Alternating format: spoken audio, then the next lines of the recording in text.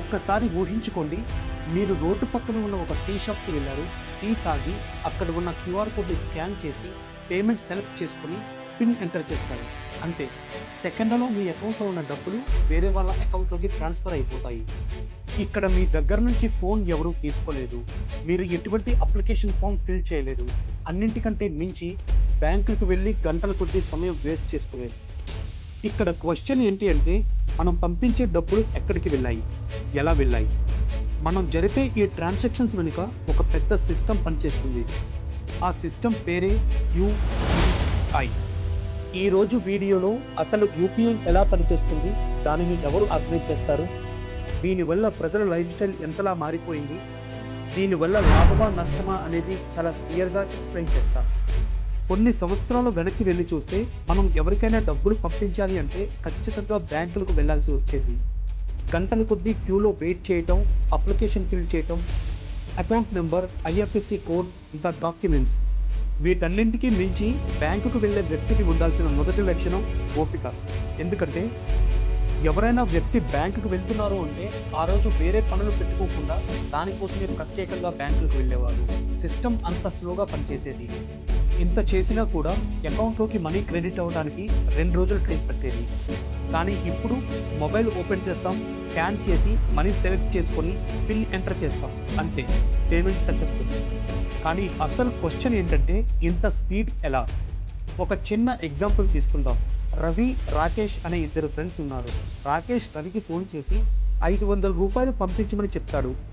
Ravi UPI app open చేసి QR scan చేసి amount select చేసుకుని పిన్ ఎంటర్ చేస్తాడు, అంతే, ట్రాన్సాక్షన్ సక్సెస్ఫుల్.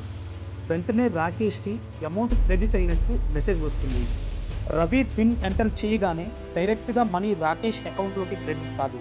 ఇక్కడే మన కంటికి కనిపించిన డిజిటల్ వరల్డ్ పనిచేస్తుంది. దాని పేరే యూపీఐ, యూనిఫైడ్ పేమెంట్స్ ఇంటర్ఫేస్. ఇందులో రియల్ క్యాష్ ఉండదు. ఎన్క్రిప్టెడ్ సిగ్నల్స్ అండ్ సర్వర్ మాత్రమే ఉంటాయి. మనం మనీ ట్రాన్సాక్షన్స్కి ఉపయోగించే PhonePe, Google pay, Paytm, cred, navy లాంటి అప్లికేషన్స్ అన్నీ కూడా యూపీఐ కిందకే వస్తాయి. మరి ఇంత పెద్ద నెట్వర్క్ ఉన్న యూపీఐ ఎటువంటి మిస్టేక్స్ లేకుండా ఎలా పనిచేస్తుంది? దీనికి రూల్స్ ఎవరు పెడతారు? మనం జరిపే ట్రాన్సాక్షన్స్కి సెక్యూరిటీ రెస్పాన్సిబిలిటీ ఎవరు తీసుకుంటారు? ప్రతి యాప్ కూడా వాళ్ళ సొంత రూల్స్ని ఫాలో అయితే సిస్టమ్ అనేది చాలా ఈజీగా, తొందరగా కొలాప్స్ అయిపోతుంది. ఈ సిస్టమ్ మొత్తాన్ని కంట్రోల్ చేయడానికి ఒక కంట్రోల్ సిస్టమ్ ఉంటుంది. అదే NPCI, national payments corporation of India.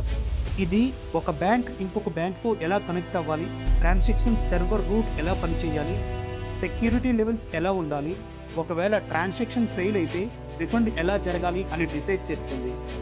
Ravi ఎప్పుడైతే అమౌంట్ సెలెక్ట్ చేసుకుని పిన్ ఎంటర్ చేస్తాడో ఎన్పిసిఐ ముందుగా పర్సన్ డీటెయిల్స్ని వెరిఫై చేసుకుంటుంది. పిన్ కరెక్టా కాదా, బ్యాలెన్స్ ఉందా లేదా, రిసీవర్ బ్యాంక్ వ్యాలిడా కాదా, ఈ ట్రాన్సాక్షన్స్లో ఏమైనా ఫ్రాడ్ జరుగుతుందా అని చెక్ చేసుకుంటుంది. అంతా సరిగ్గా ఉంటే గ్రీన్ సిగ్నల్ ఇస్తుంది, ట్రాన్సాక్షన్ సక్సెస్ఫుల్ అవుతుంది. ఇంకా సింపుల్గా చెప్పాలి అంటే, మనం మనీ ట్రాన్సాక్షన్స్ చేయడానికి ఫోన్పే అప్లికేషన్ ఓపెన్ చేస్తాం, క్యూఆర్ కోడ్ కానీ యూపీఐ ఐడి కానీ ఎంటర్ చేస్తాం. అమౌంట్ సెలెక్ట్ చేసుకుని పిన్ ఎంటర్ చేయగానే ఫోన్పే ఆ పర్సన్ ఏ బ్యాంక్ అయితే ఉపయోగిస్తున్నాడో ఆ బ్యాంకుకి అలర్ట్ పంపిస్తుంది. వెంటనే బ్యాంక్ సర్వర్స్ యాక్టివేట్ అయ్యి ఆ పర్సన్ డీటెయిల్స్ అన్నీ వెరిఫై చేసుకుని ఎవరికైతే మనీ పంపించాలో ఆ వ్యక్తి బ్యాంక్ డీటెయిల్స్ని ఫైండ్ అవుట్ చేసి అలర్ట్ పంపిస్తాయి. వెంటనే రిసీవర్ బ్యాంక్ సర్వర్స్ యాక్టివేట్ అయ్యి రిసీవింగ్ పర్సన్ బ్యాంక్ డీటెయిల్స్ని వెరిఫై చేసుకుంటాయి.